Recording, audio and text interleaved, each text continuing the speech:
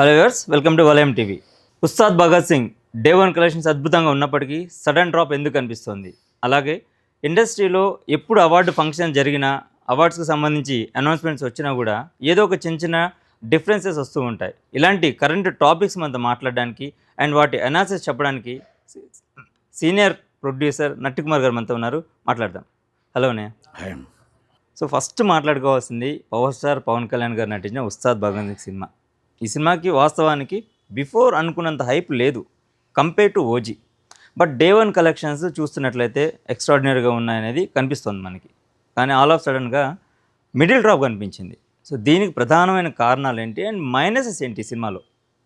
అంటే middle drop అంటే మనం బిఫోర్ సినిమాలు బాగున్నాయి, అయితే బిఫోర్ సినిమాల మీద డ్రాప్ అయింది అనేది మనం ఒప్పుకోవచ్చు. కానీ పవన్ కళ్యాణ్ గారి ఇమేజ్ తగ్గలేదు ఎక్కడన్నా, పవన్ కళ్యాణ్ గారి కలెక్షన్స్ తగ్గలేదు. కాకపోతే ఈ సినిమా అంటే ప్రేక్షకులు కానీ అభిమానులు కానీ ఊహించినంత దానిలో తీయలేదు అనేది, డైరెక్టర్ తీయలేకపోయాడు అనేది మనం ఒప్పుకోక తప్పదు. ఎందుకంటే ఒక ఎక్స్పెక్టేషన్ మీద వెళ్ళారు అభిమానులు, ఆ ఎక్స్పెక్టేషన్లోని డైరెక్టర్ తీయలేకపోయాడు. ఇప్పుడు ఒక హీరో, అంత పెద్ద హీరో, డిప్యూటీ సీఎం, ఆయన డేట్స్ ఇస్తే ఎలాగా దాన్ని వాడుకోవాలి, ఎలా చేయాలి అంటే ఆయన ఇమేజ్ని ఎలా వాడుకోవాలి అంటే ఏదో వాళ్ళు దొరికారు అంటే ఏదో చిన్న చిన్న హీరో దొరికినట్టు సినిమా తీశారు. కానీ ఆయన ఇమేజ్ను కానీ, ఆయన ఆలోచనలు కానీ, ఆయన ఉన్న ట్రెండ్ కానీ, ఇప్పుడున్న ట్రెండ్ ప్రకారం ఎలా తీయాలి అనేది ఆలోచన వీళ్ళకి లేదు. ఇప్పుడు ఆల్రెడీ అన్ని ఫ్లాప్సే, హరిశంకర్ గారికి అన్నీ ఫ్లాప్సే కనుక ఇప్పుడు మనం ఆయన కోసం డిస్కషన్ చేయడం కూడా వేస్టే. ఎందుకంటే డైరెక్టర్గా ఈ సినిమాకి ఆయన ఫెయిల్ అయ్యాడు, నో డౌట్. డైరెక్టర్గా ఈ సినిమాకి ఆయన ఫెయిల్ అయ్యాడు. హీరో గారి ఇమేజ్ వల్ల కలెక్షన్స్ వస్తున్నాయి, హీరో గారి వల్ల ఈ ఓపెనింగ్స్ కానీ వాటిలు కానీ ఏం సినిమా ఇప్పుడు ఆడినా బ్రేక్ ఈవెన్ అయినా కూడా హీరో గారి వల్లే. ఎందుకంటే హీరో గారికి ఫ్లాప్ హిట్లతో సంబంధాలు ఉండవు. ఇట్స్ డిఫరెంట్ ఆయన ఇమేజ్. అందరిది ఒక రకం అయితే ఆయనది ఒక రకం. 10 ఫ్లాపులు వచ్చినా కూడా ఒక యావరేజ్ వస్తే చాలా ఆయన నిలబడిపోతాడు. 10 ఫ్లాపులు వచ్చినా ఒక హిట్ వచ్చి నిలబడిపోతాడు. ఆయన ఫ్లాప్ అనే దానికి ఉండదు, ఇప్పుడు కూడా ఆయన జనాలు అలాగే ఉంటారు. అయితే ఆంధ్రప్రదేశ్లో మాత్రం మనం ఒప్పుకోక తప్పదు. ఎందుకో ఆయన ఆశించే అభిమానులు ఎప్పుడు ప్రతి సినిమాకి తెల్లవారులే కాపలా కాస్తారు, బెనిఫిట్స్ కోసం మా హీరో అని ప్రాణం పెడతారు. ఈసారి ఎక్కడో ఏదో గ్యాప్ వచ్చింది. ఆంధ్రప్రదేశ్ మాత్రం Telangana is 1 hour booking is fulls, Karnataka fulls, Tamil Nadu fulls, overseas before fulls. కానీ ఆంధ్రప్రదేశ్లో సండే బుకింగ్ ఓపెన్ చేస్తే వెనస్డే దాకా ఖాళీగానే ఉన్నాయి. వెనస్డే ఫుల్ఫిల్ అయ్యాయి, వెనస్డేకి హెవీ కలెక్షన్స్ వచ్చాయి తప్ప, అంటే వెనస్డే ఫుల్స్ అయ్యాయి అడ్వాన్స్ బుకింగ్లు. అసలు సండే దాకా అవ్వలేదు. ఇది ఎప్పుడు జరగలేదు, హిస్టరీలో రికార్డ్ ఇది. ఎందుకు జరగలేదు అంటే ఇంతకుముందు నేను చాలా చూశాను ఆయన్ని. ఆ చూసిన దాంట్లో ఈ సినిమాకి అభిమానులకి జనసేన నాయకులకి గ్యాప్ ఎక్కడో పడింది. ఆ గ్యాప్ని ఫుల్ఫిల్ చేయలేదు.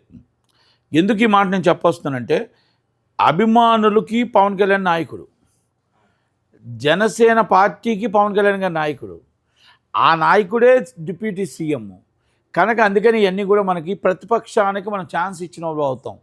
కనుక ఒక నియోజకవర్గంలో 10 థియేటర్లు అంటే 20,000 మంది జనం, అంటే అభిమానులు ఎంత, సభ్యత్వం ఎంత, మన కార్యకర్తలు ఎంతమంది ఉన్నారు. మనం ఎందుకు ఆ 10 థియేటర్లు ఎందుకు మనం ఫుల్ఫిల్ చేయలేకపోయాం? ఎందుకు మార్నింగ్ 5 o'clock షోకి రేటు కూడా ఎక్కువ లేదు, 500 రూపాయల రేటే. మరి ఆ అభిమానులకు కూడా తగ్గించే ఇచ్చేది. ఈసారి 1000 రూపాయల టికెట్ 700 రూపాయల టికెట్ ఉండేది, అయినా ఫుల్స్ అయిపోయిందని 500 ఇచ్చినా కూడా ఎందుకు మరి డల్ కలెక్షన్స్ వచ్చాయి అంటే ఆ రోజుకి. అవును, ఆ రోజు తర్వాత మ్యాట్నీ నుంచి 200 రూపీస్ రీజనబుల్ ఇచ్చారు, రీజనబుల్లో ఫుల్స్ అయిపోయింది. ఇవాళ డ్రాబ్యాక్ అయింది కలెక్షన్. దురంధర్ 2 తెలుగు లేదు, Dhurandhar 2 Hindi is the biggest hit. Okay, సిటీకి ఎఫెక్ట్ రావచ్చు, కానీ తెలుగు ఇవాళ కూడా రాలేదు, రేపు కూడా వస్తుంది. అంటే పవన్ కళ్యాణ్ గారి ఇమేజ్కి ఇంకొక సినిమా వస్తుందంటే ఆ సినిమాకి దీనికి జనరల్గా ఎప్పుడు కంపారిజన్ ఉండదు అసలు. ఎందుకంటే ఆయన సినిమాకు ఎదురయ్యాలంటే ఇంకోటి భయపడాలి. అవును, ఆయన సినిమాకున్న స్టామినా అది. అయితే ఇక్కడ దాన్ని విశ్లేషించుకోవాల్సిన బాధ్యత జనసేన నాయకుల మీద ఉంది, చెక్ చేసుకోవాల్సిన బాధ్యత మన పవన్ కళ్యాణ్ అభిమానుల మీద ఉంది.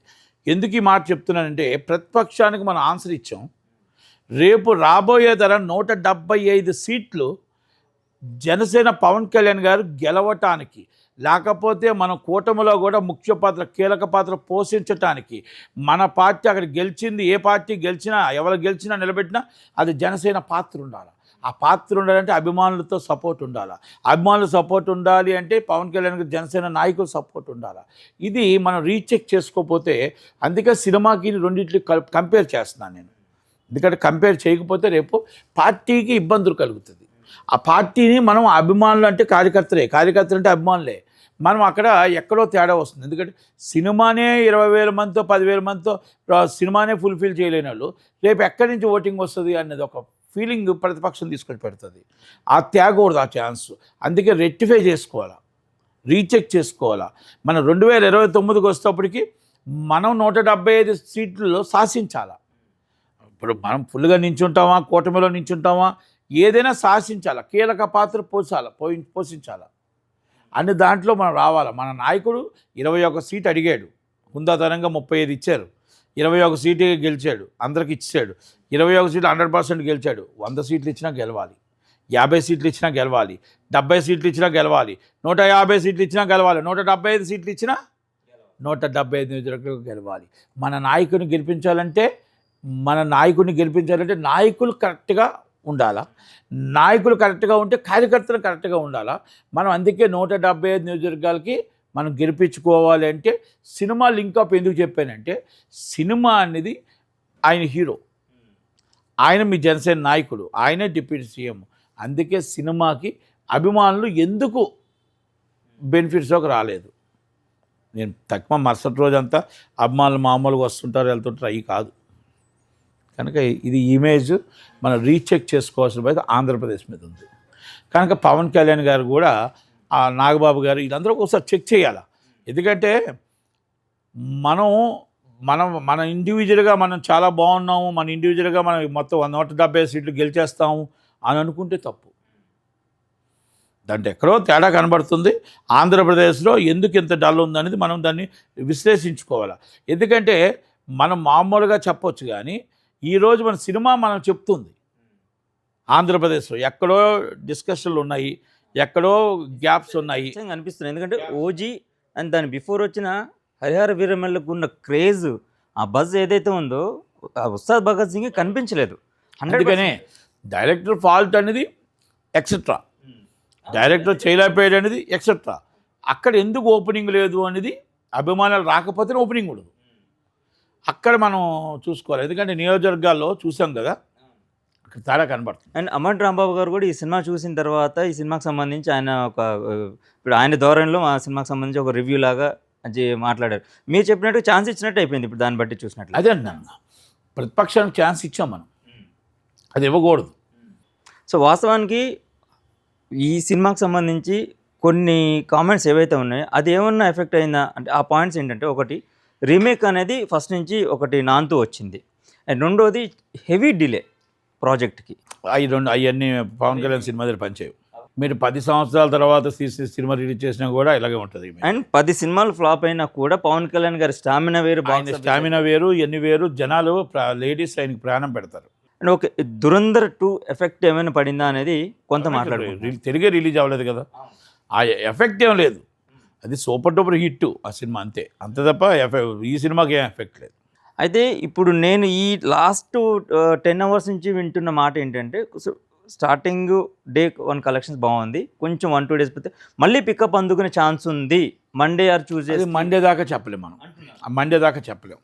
అండ్ అవార్డ్స్ ఫంక్షన్స్కి సంబంధించి ఎప్పుడు మాట్లాడుకున్నాను, జనరల్గా అంతకుముందు నందయ్య అవార్డ్స్ ఫంక్షన్స్ చేసేవారు. సో అప్పుడు జరిగిన డిస్కషన్స్, అప్పుడు చిన్న చిన్న గ్యాప్స్ వచ్చాయి స్టార్స్కి మధ్యలో అవన్నీ. ఇప్పుడు లాస్ట్ ఇయర్ జరిగిన గద్దర్ అవార్డ్స్లో ప్రాపర్గా రావాల్సిన వాళ్ళకి రాలేదు, అనౌన్స్మెంట్స్ కరెక్ట్ రాలేదు అనేది ఒకటి జరిగి అప్పుడు డిస్కషన్స్ వేరు. ఇప్పుడు కూడా రీసెంట్గా అనౌన్స్ చేసిన గద్దర్ అవార్డ్స్ అండ్ నిన్న జరిగిన ఫంక్షన్లో ఆర్ నారాయణమూర్తి గారు అండ్ చిరంజీవి గారు, యాక్చువల్గా చిరంజీవి గారు మాట్లాడింది ఎక్కడ కూడా తప్పని అనిపించట్లేదు. బట్ ఈ మధ్యకాలంలో చూసుకున్నట్లయితే అన్నయ్య గారు ఏది మాట్లాడినా కూడా దాన్ని నెగిటివ్ ఇంపాక్ట్ క్రియేట్ చేస్తున్నారు ఒక పర్టికులర్ కేటగిరీ జనం. ఆయన మాట్లాడిన పాజిటివ్ అయినా కూడా దాన్ని నెగిటివ్గా, ఎగ్జాంపుల్ ఇండస్ట్రీకి అమ్మాయిలు సేఫ్ ఎవరు అంటే సుష్మిత గారి గురించి మాట్లాడి ప్రొడ్యూసర్ గారు చేసిన దానికి సంబంధించి మాట్లాడితే అక్కడ నెగిటివ్ మాట్లాడారు. అవార్డు ఫంక్షన్లో కూడా ఏపీ కూడా ఇట్లాంటి అవార్డ్స్ ఇస్తే బాగుంటుంది అన్నది ఆయన అభిప్రాయం చెప్పారు ఇండస్ట్రీలో పెద్దగా. బట్ దీన్ని ఇప్పుడు నెగిటివ్గా చూస్తున్నారు. ఏమండి, పనిపాటు లేని వాళ్ళు నెగిటివ్గా చూస్తారు. 10 మందికి ఉపయోగపడే వ్యక్తి, 10 మంది కోసం మాట్లాడే వ్యక్తి, 10 మంది కోసం ఆలోచించే వ్యక్తి, ఇండస్ట్రీ బాగు కోసం చూసుకునే వ్యక్తి, గవర్నమెంట్ల కోసం అందరితో కూడా కూర్చొని చక్కగా హ్యాపీగా మంచి ప్లేస్లో హ్యాపీనెస్లో మాట్లాడే వ్యక్తి ఆయన చిరంజీవి గారు. పెద్దవాళ్ళు ఎలా గౌరవించాలో, ఎవరు ఎలాగా ఎక్కడ ఎలా మాట్లాడాలో, ఎక్కడ ఏ గౌరవం ఇవ్వాలో అన్నీ ఆయన తెలుసు. విలువలు తెలుసు, వాల్యూస్ తెలుసు, అన్నీ తెలుసు. 10 మందిలో నేను ఉండాలి అనుకుంటాడు, ఆయన ఒక్కడే ఆయన ఉండాలనుకోడు. నిన్న కూడా ఆయన కొన్ని మాటల్లో ఏమైనా సందర్భాలు ఏంటంటే రాత్రి 10-20 అయిపోయింది. అప్పటికే స్పీచ్లో మొత్తం జనాలు కూడా అంత చాలా టైం అయిపోయింది కాబట్టి ఆ స్పీచ్ కొంచెం తగ్గించి ఆయన మాట్లాడుతున్న మాటల్లో గద్దర్ గారి కోసం కానీ చిరంజీవి గారి ఇది రామారావు గారి కోసం కొంచెం మాట్లాడలేకపోయారు. ఓకే, గద్దర్ గారి కోసం మాట్లాడాల్సిన అవసరం లేదండి. గద్దర్ గారు అంటేనే అన్నయ్య ఆయన. గద్దర్ గారు అంటే పవన్ కళ్యాణ్ గారికి ఆయనకి ఎంత బాండింగ్ ఉందో అందరికీ తెలుసు. చిరంజీవి గారికి ఆయనకి ఎంత బాండింగ్ ఉందో తెలుసు. గద్దరన్న కోసం మనం ఆయన మాట్లాడాల్సిన అవసరం, ఆయన గుండెల్లో ఉంటాడు గద్దరన్న. అయిపోయింది, వాళ్ళ కుటుంబానికే ఉంటాడు. ఎందుకంటే ఆయన అంత వాల్యూ, ఆయన వీరు గద్దరన్న అంత వాల్యూ ఆయన అంటే ఆ కుటుంబం కంటే. మన పవన్ కళ్యాణ్ గారికి కానీ చిరంజీవి గారికి కానీ. ఒకటి. రెండోది నందమూరి తారక రామారావు గారు. దేవుడు ఎలాగున్నాడంటే నందమూరి తారక రామారావు గారిని చూపిస్తాం. అలాగే తారక రామారావు గారి కోసం ఉదయాన్ని అందుకే ఫీట్ చేశారు. ఉదయాన్నే ఆయన చేశారు, రామ్ చరణ్ గారు ఫీట్ చేశారు, అంతా చేసేప్పుడు అక్కడ జనాలు చూస్తే 10-20 అయిపోయింది ఆయన స్పీచ్ స్టార్ట్ అవుతాడికి. మళ్ళీ రేవంత్ రెడ్డి గారు మాట్లాడారు, మళ్ళీ ఇంకా ఉన్నాయి అన్నీని. ఆ మాట్లాడేటప్పుడు ఏమవుద్దంటే మనం అవతల కాసి కూడా ప్రేక్షకులు కూర్చున్నారు, అలా 5 గంటలకి 3 గంటలకి ఊళ్ళో నుంచి వచ్చేసారు, వాళ్ళకు కూడా ఆకలి వేస్తాయి, వాళ్ళకు కూడా డిస్టర్బ్ అవుతుంది అన్న ఒక ఫీలింగ్ అనేది ఉంటుంది కదా, హ్యూమన్ బీయింగ్లో ఉంటుంది. వెనకాల మళ్ళీ చీఫ్ మినిస్టర్ గారు ఉన్నారు, ఇంకా ఉన్నారు అన్న ఒక ఆలోచనతో కొంచెం తక్కువగానే మాట్లాడారు ఆయన. మాట్లాడుతూ ఆయన ఆంధ్రప్రదేశ్ కోసం ఏం చెడ్డగా చెప్పలేదు. ఆంధ్రప్రదేశ్కి ఏమంటే ఇలాగే అవార్డులు ఇస్తే బాగుంటుంది. అలాగే చంద్రబాబు నాయుడు గారికి చెప్తారు ఎవరైనా, ఎందుకంటే చీఫ్ మినిస్టర్ ఆఫ్ ఆంధ్రప్రదేశ్. అందుకే చంద్రబాబు నాయుడు గారికి వాళ్ళ తమ్ముడికి చెప్పలేదంటారు. తమ్ముడు ఇంట్లో ఆయన deputy CM and CM Chandrababu Naidu గారు. అది అర్థం చేసుకోవాలా ఎవరైతే ట్రోల్ చేస్తున్నారో వాళ్ళకి. ఇప్పుడు ప్రతిదీ కూడా బొత్తతో చూడకండి. ఆయన 10 మందికి హెల్ప్ చేయాలని చూసే వ్యక్తి. ఆయన నిన్న ఏమనుకున్నాడు, పేద ప్రజలకు ఉచిత విద్య ఇద్దామని అనుకున్నాడు. ఆయనకి ఏం అవసరం అండి? ఈరోజు మొత్తం టోటల్ ఆరోగ్య దీనికోసం కానీ యానిమల్స్ కోసం కానీ వాళ్ళ కుటుంబం మొత్తం ఆయన వచ్చిన దాంట్లో 50% పేడ్ ఆఫ్ ది మనీ. అంటే ఎవరికో ఒకరికి వచ్చిన డబ్బులు పే చేస్తూనే ఉన్నారు, ఎవరికో ఒకరికి పేదవాళ్ళు కాపాడుతున్నారు, బ్లడ్ బ్యాంక్ చేశారు, ఎన్నో కార్యక్రమాలు చేస్తున్నారు. అలాంటి మంచి వ్యక్తి 10 మంది మంచి పనులు చేయాలని కోరుకుందాం. మీరు ఉట్టుకుట్టినే మీరు ఏదో ట్రోల్ చేసేసి ఆయన కామెంట్స్ పెడితే ఆయన ఇమేజ్ అని తగ్గిపోదు, మీ ఇమేజ్ తగ్గిపోతుంది. ఆయన కోసం కామెంట్ చేస్తే ఆయన ఇమేజ్ కాదు కదా, ఎంత గొద్దు కూడా ఏమీ కాదు. కానీ మీరెందుకు దేనికి మీ మొత్తం మీ ఇమేజ్ దెబ్బతీసింది కదా, మీరు మొత్తం మీ విలువలు పోయాయి కదా. ఆయన కోసం మాట్లాడేటప్పుడు ఆయన కోసం ఎవరు వినరు. మంచి అంటే వింటారు, చెడు వినరు. ఎందుకంటే ఆయన చెడు చేయడు కాబట్టి, ఆయన హాని చేయడు ఎవరికి, అందుకే ఎవరు వినరు. అందుకే చిరంజీవి గారి కోసం మనం ఎంత తక్కువ నెగిటివ్ మాట్లాడితే అంత మంచిది. ఆయనకు పాజిటివ్ మాట్లాడితే ఏంటంటే ఆయన పాజిటివ్ మాట్లాడితే ఆయన దగ్గర మరి ఏదో ఒక రూపంలో సాయం పొందిన వాళ్ళు కానీ, ఏదో ఒక రూపంలో ఆయన అందరిని కాపాడిన వాళ్ళు కానీ, కరోనా టైం నుంచి ప్రతి దాంట్లో కూడా అందరికీ హెల్ప్ చేస్తూ వచ్చాడు. మీరు ఈరోజు ఎవరికైనా ప్రాబ్లం ఉందని ఒక మెసేజ్ పెడితే చాలు, ఇమ్మీడియట్లీ హెల్ప్ చేస్తారు. అలాంటి వ్యక్తి 10 మందికి హెల్ప్ చేయాలి, 10 సినిమాలు తీయాలి, 10 సూపర్ హిట్లు అవ్వాలి, ఆయన పెద్దగా ఉండాలి, ఆయన ఉండి 10 మందికి న్యాయం చేసేటట్టు ఉండాలని కోరుకోవాలి తప్ప అలాంటి వ్యక్తి మీద, దేవుడి మీద మనం ఏం చేస్తాం? దేవుడి కోసం దేవుడి మీద మాట్లాడితే ఏమవుతుంది? మనకి కింద బోరపడుతుంది. అందుకనే ఇప్పుడు అలాంటి వ్యక్తుల మీద మాట్లాడినా దేవుడి మీద మాట్లాడినా ఒకటే. అంటే నేను ఎందుకు చెప్తున్నానంటే ఈ మాట, 10 మంది మంచి కోరే వ్యక్తులకి మనం ఎంకరేజ్ చేయాలి, 10 మంది మంచి కోరే వ్యక్తులకి మనం ఆయన్ని గౌరవించాలి. అంతే తప్ప ఏదో మనం ఆయన ఒక సోషల్ మీడియా దొరికిన కామెంట్ చేయడం అనేది కరెక్ట్ కాదు అనేది నా ఉద్దేశం. కనుక అక్కడ ఆర్ నారాయణమూర్తి గారు మాట్లాడారు. ఆర్ నారాయణమూర్తి గారు మాటలు తప్పు. ఎందుకంటే ఒక ప్లాట్ఫామ్ మీద ఇంకొక గవర్నమెంట్ని అగౌరవపరిచి మాట్లాడకూడదు. చంద్రబాబు నాయుడు గారిని అగౌరవపరిచి మాట్లాడారు. అంటే మీరు మాట్లాడే platform chamber and council and Chandrababu Naidu గారు డైరెక్ట్. ఎందుకంటే మీకు డైరెక్ట్ యాక్సెస్ ఉంది, మీకు డైరెక్ట్ లోకేష్ గారిది యాక్సెస్ ఉంది, పవన్ కళ్యాణ్ గారిది యాక్సెస్ ఉంది. మీ బాధను చెప్పండి. అయ్యా ఇక్కడ అవార్డులు ఇస్తున్నారు, మీరు అవార్డులు ఇవ్వండి అని అడగండి. అంతే తప్ప మీరు ఇదిగోండి ఈ విధంగా మీరు డెవలప్ చేయండి, కంట్రీ డెవలప్ చేయండి అని అడగాలి. మరి ఇండస్ట్రీ వాళ్ళు కూడా అడగాలి కదా. ఇండస్ట్రీ వాళ్ళు ఎవరు వెళ్ళట్లేదు కదా. ఇండస్ట్రీ వాళ్ళు మనకు టికెట్ రేట్లు కావాలంటే ఒకటే ఏం చెప్పారు ఆయన, నా కుటుంబం, నా సినిమా కుటుంబం, నాకు బంధుత్వం ఉంది, నన్ను అరెస్ట్ చేసేటప్పుడు ఎవరు రాకపోయినా, నేను కష్టాల్లో ఉండేటప్పుడు ఎవరు పట్టించుకోపోయినా, ఏదైనా ఆ కుటుంబం నా కుటుంబం సినిమా ఇండస్ట్రీ. మా నారావారి బిడ్డ హీరోగా ఉన్నాడు, నందమూరి వారు మొత్తం టోటల్గా వాటి స్థాపించిన రామారావు గారు సినిమా ఇండస్ట్రీలో పితామహుడు, అలాగే హరికృష్ణ గారు మా వియంకుడు నందమూరి బాలకృష్ణ గారు. కుటుంబాలన్నీ కూడా బంధుత్వాలు ఉన్నాయి. ఆ బంధుత్వంతో అందుకని ఏదైనా ఇండస్ట్రీ కోసం వస్తే గో హెడ్ అంటే నన్ను అడగాల్సిన అవసరం కూడా లేదు. వాళ్ళకు వస్తే ఏది కావాలంటే అది చెయ్యండి. ఎందుకంటే ఇంకో ఇండస్ట్రీ వ్యక్తి ఎవరు, పవన్ కళ్యాణ్ గారు. అందుకనే చెప్పాడు, నన్ను ఏమన్నా పర్లేదు, నన్ను పట్టించుకోకపోయినా పర్లేదు, జగన్మోహన్ రెడ్డి గారు భయపడి పట్టించుకోలేదు అనుకుంటాను నేను, కానీ ఆ పనులు ఆపొద్దు అని చెప్పాడు. అంత గొప్ప మనిషి ఎవరైనా ఉంటాడా? అంత గొప్ప నాయకుడు ఎవరైనా ఉంటారా? మరి అదన్నీ కూడా మనం ఆర్ నారాయణమూర్తి గారు కూడా తెలుసుకోవాలి. ఎందుకంటే తెలుసు ఆయనకి అన్నీని. ఆయన వెళ్తాడు, డైరెక్ట్ యాక్సెస్ ఉంది ఆయనకి, డైరెక్ట్గా ఎవరు ఆపరు. ఆయన వెళ్ళి చంద్రబాబు నాయుడు గారిని కలిసి వస్తాడు. అప్పుడు చెప్పండి. చంద్రబాబు నాయుడు గారి కోసం ఆ రేవంత్ రెడ్డి గారి మీటింగ్లో ఆ ప్లాట్ఫామ్లో మాట్లాడకూడదు. అందుకే చిరంజీవి గారు అవార్డ్స్ వస్తే బాగుండు అని అవార్డ్స్ పెట్టండి, ఇది కూడా ఇంప్రెస్ అవ్వని అన్నారు తప్ప ఇంకొక మాట కూడా మాట్లాడలేదు. రికమెండెడ్ బై మన రాష్ట్రం. ఆర్ నారాయణమూర్తి గారు అలా కాదు, అయ్యా మీరు రేవంత్ రెడ్డి గారిని చూడండి, మీరు మన తెలంగాణ రాష్ట్రాన్ని చూడండి అంటే మన రాష్ట్రాన్ని అవమానపరిచారు. కంపేర్ చేసి మీరు కంపేర్ చేయకూడదు. ఆయన సీనియర్ సిటిజన్, ఆయన సీనియర్ నాయకుడు, ఆయనకు తెలుసు విజన్ అంటే ఏంటో తెలుసు.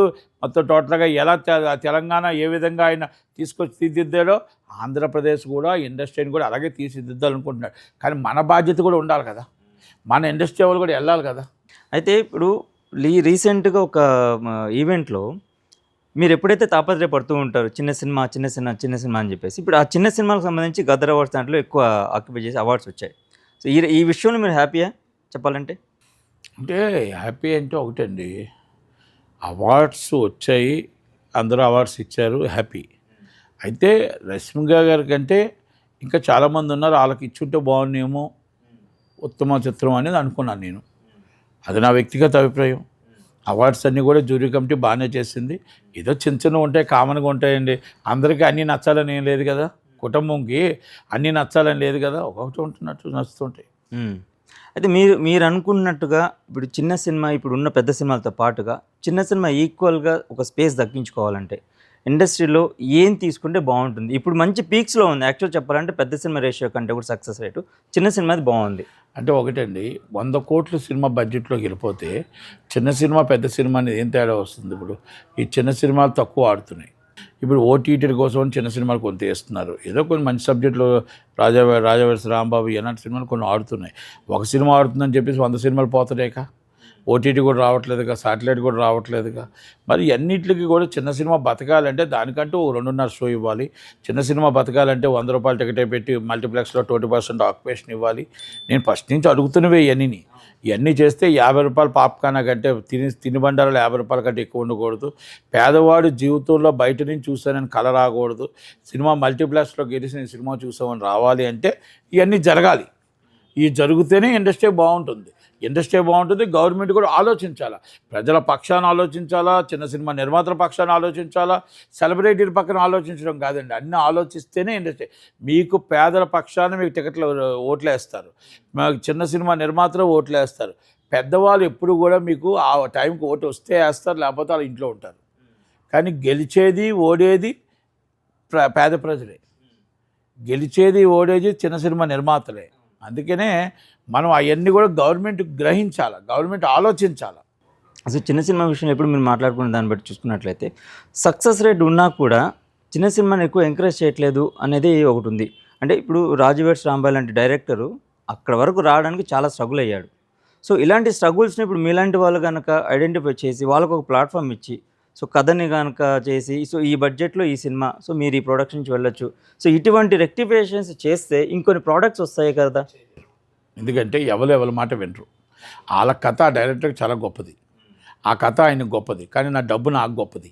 నిర్మాతగా డబ్బు నాకు గొప్పది, కథ ఆయనకు గొప్పది.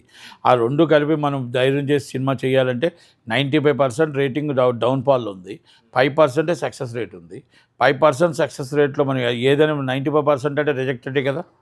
రిజెక్ట్ అయితే 5% సక్సెస్ రేట్, కనుక మనం ఏం చేయలేం దానికి. అండ్ ఫైనల్గా టికెట్ రేటుకి సంబంధించి ప్రతిసారి మీరు గొంతు చించుకొని అరుస్తూ ఉంటారు, మీతో పాటు ఇంకొంతమంది కూడా.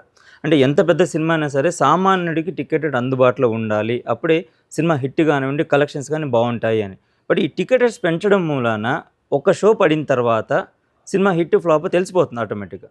సో ఆ తర్వాత ఆ టికెట్ రేట్ భయపడే సగం చాలామంది థియేటర్స్కి వెళ్ళడానికి వెనకడుగు వేస్తున్నారు. అదే పెంచకపోయినట్లయితే అట్లీస్ట్ ఎంటర్టైన్మెంట్ కోసమనే వెళ్ళే వాళ్ళు ఒక కేటగిరీ ఉంటుంది. సో దీని మీద ఎలాంటి కమిటీ తీసుకుంటే బాగుంటుంది? ఏముండదండి, ఆటోమేటిక్గా చిన్న సినిమాలకు రేట్ ఏం పెంచరు ఎవరును. పెద్ద సినిమాలకు కూడా ఏంటంటే రేటు పెంచకపోతే వర్కౌట్ కాదు. ఇప్పుడు ఉస్తాద్ భగత్ సింగ్ ఉందనుకోండి, ఉస్తాద్ భగత్ సింగ్ కొన్న రేటుకి ఎంతో కొంత రేటు పెంచకపోతే అది కరెక్ట్ కాదు. దానికి తగ్గట్టు బడ్జెట్ తగ్గట్టు రేట్ ఇవ్వాలి. రేట్ ఇవ్వకపోతే అంటే అబ్నార్మల్ మరి 1000-2000 కాదు, కానీ దానికి తగ్గట్టు ఆ బడ్జెట్ ఎంత అయిందో ఆ బడ్జెట్ మనం ఎంత బ్రేక్ ఈవెన్ చేయాలో కంపల్సరీ రేట్ ఇవ్వాల్సింది. అది చిన్న సినిమాకి రేట్ ఇవ్వక్కర్లేదు, కానీ పెద్ద సినిమాలకు ఇవ్వాల్సింది రేటు. అండ్ గతంలో మీరు చెప్పిన ఒక పాయింట్ ఏంటంటే పాన్ ఇండియా చేసే పెద్ద హీరోలు అందరూ కూడా ఒక మిడిల్ రేంజ్లో ఉన్న ప్రొడ్యూసర్కి అందుబాటులో ఉండి ఒక మీడియం బడ్జెట్ సినిమా చేసినట్లయితే ఇంకా మంచి సక్సెస్ చూడవచ్చు అండ్ అందరు ప్రొడ్యూసర్లకు అందుబాటులో ఉంటారు. బట్ ఇది జరగట్లేదు. దీని మీద ఎలాంటి డెసిషన్ తీసుకుంటే బాగుంటుంది? ఏం డెసిషన్ ఏం తీసుకోలేమండి, ఎవరి ఇష్టం వాళ్ళది. సినిమా ఇండస్ట్రీలో డబ్బు వాళ్ళది, తీసే డైరెక్టర్ బట్టి ఉంటుంది. మనం వెళ్తే ఒకలాగా ఉంటుంది, వాళ్ళు వస్తే ఒకలాగా ఉంటుంది, అదే తేడా ఏముండదు. సో చూసారు కదండి, ప్రస్తుతం కరెంట్ సిచ్యువేషన్స్ ఎలా ఉన్నాయి ఇండస్ట్రీలో అండ్ టికెట్ రేట్స్కి సంబంధించి ఎలాంటి డెసిషన్స్ తీసుకోవాలి అండ్ చిన్న సినిమాకి సంబంధించి అండ్ ముఖ్యంగా హరీష్ శంకర్ గారు తీసిన ఉస్తాద్ భగత్ సింగ్. సో ఈ టాపిక్స్ అన్నిటికి సంబంధించి నటి కుమార్ గారి విశ్లేషణ. సో మరొక ఇంటర్వ్యూతో మళ్ళీ కలుద్దాం. నమస్తే.